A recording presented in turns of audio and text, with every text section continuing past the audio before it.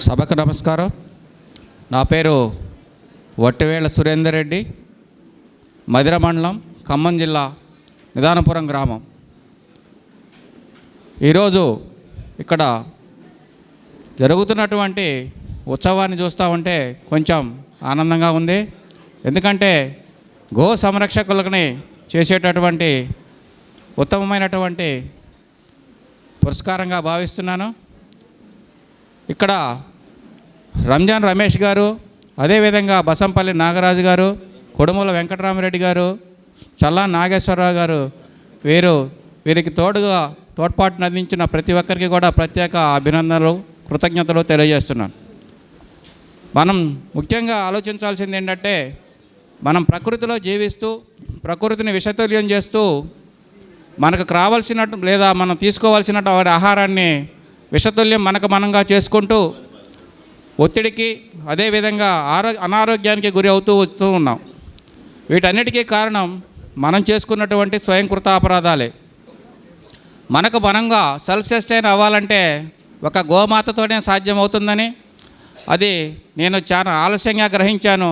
నాకు తెలియకుండానే నేను 2000 సంవత్సరంలో మాకు ఇంటికి అనుబంధంగా ఒక షెడ్ వేసుకొని అప్పటి నుంచి ప్రయత్నిస్తూ ఉన్నాను ఆవులు కొనాలని. నాకు తెలియదు ఆవు యొక్క విశిష్టత ఇంత గొప్పతనం ఇంతగా ఉంటుందని. రంజాన్ రమేష్ గారు పరిచయం అయ్యేంత వరకు కూడా నాకు ఆవు యొక్క గొప్పతనం తెలియదు. కాకతాళీయంగానే నేను ఆవులే పెంచాలనేటువంటి దృఢ సంకల్పంతో అప్పట్లోనే నేను ఒక 4 పశువులను కట్టేసే విధంగా 4 కొక్కేలు పెట్టుకొని ఉంచాను. కానీ ఇప్పటి వరకు కూడా అంటే 2021 వరకు కూడా నాకు కోరిక తీరలేదు. దానికి కారణం వివిధ రకాలుగా ఉండవచ్చు. ఎందుకంటే నేను వృత్తిరీత్యా ఒక భారతీయ జీవిత బీమా ప్రతినిధిని. అంతేకాకుండా మా నాన్నగారు వృత్తిరీత్యా ఉపాధ్యాయులు, ప్రవృత్తిరీత్యా ప్రకృతి వ్యవసాయ ప్రేమికులు. మా నాన్నగారు ఆ రోజుల్లోనే వ్యవసాయం విభిన్నంగా ఉండాలని ఎక్కడ మామిడి చెట్లు మా ఏరియాలో మామిడి తోటలు లేనటువంటి సమయంలోనే మామిడి తోటలు 80లోనే పెంచి చాలా శ్రమకు వచ్చి వారు సాగు చేస్తూ వచ్చారు. వాటిని నేను నా యొక్క డిగ్రీ అయిపోయిన తర్వాత నేను వేరే ఆలోచన లేకుండా దాన్నే చేస్తూ ప్రకృతి వ్యవసాయం అనేది అప్పుడు తెలియదు. కానీ మేము ఆర్గానిక్ వ్యవసాయం అనేటువంటి పద్ధతిలో వర్మి కంపోస్ట్ని ఉత్పత్తి చేసి అదేవిధంగా తక్కువ ఐపీఎం ప్రొడక్ట్స్ తోటి తక్కువ వినాశనాన్ని కలిగించినటువంటి తక్కువ శక్తి కలిగినటువంటి పురుగు మందులను వాడుతూ మామిడిని ఉత్పత్తి చేసేవాళ్ళం.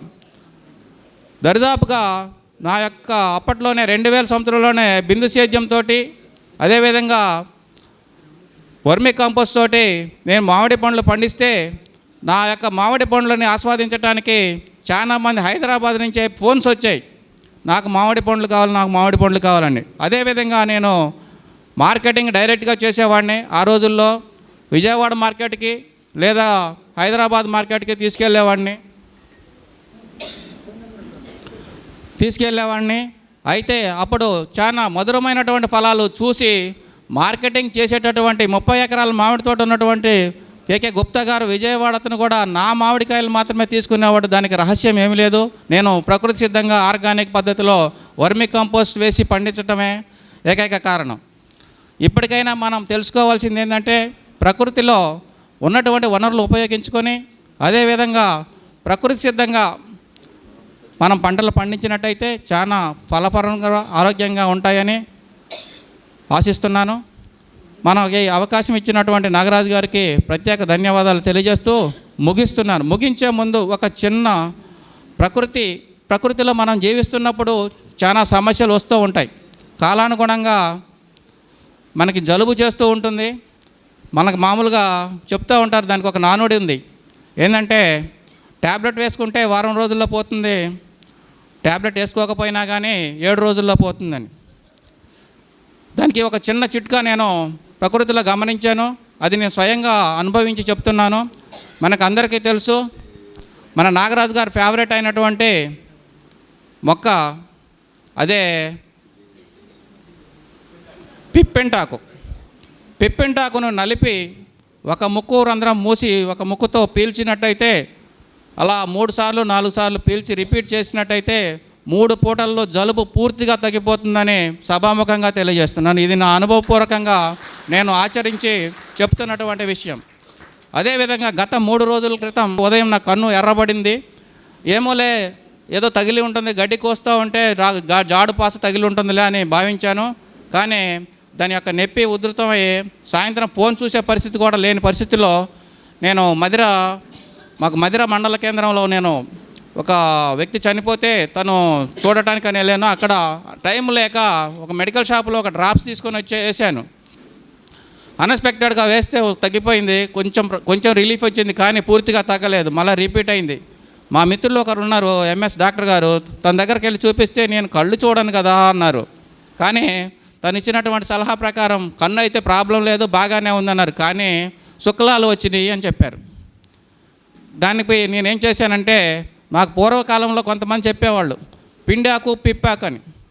అదేవిధంగా ఉత్తరేణి ఆకు కూడా మన యొక్క ప్రకృతిలో చాలా విస్తృతంగా లభిస్తూ ఉంటుంది. దాన్ని ఏ రకంగా వినియోగించుకోవాలంటే పిండి ఆకుని అదేవిధంగా ఉత్తరేణి ఆకుని కూడా సమపాళ్ళలో తీసుకొని నలిచి దాని యొక్క రసాన్ని కను గుడ్డు మీద పైన మాత్రమే రాసినట్లయితే 3 పూటలు రాస్తే చాలా రిలీఫ్ వచ్చింది. అదేవిధంగా ప్రతి ఒక్కరూ ఆచరిస్తే ఎటువంటి నష్టం లేకుండా శుక్లాల నుంచి కూడా తప్పించుకోవచ్చని సభాముఖంగా తెలియజేస్తూ నాకు ఈ అవకాశం ఇచ్చినటువంటి పెద్దలందరికీ కూడా మరి ఒకసారి కృతజ్ఞతలు తెలియజేస్తూ సెలవు తీసుకోండి. నా యొక్క cell number 6281120152. Okay, thank you. మరిన్ని అప్డేట్స్ కోసం బ్యాక్ టు రూట్స్ యూట్యూబ్ ఛానల్ని సబ్స్క్రైబ్ చేసుకోండి.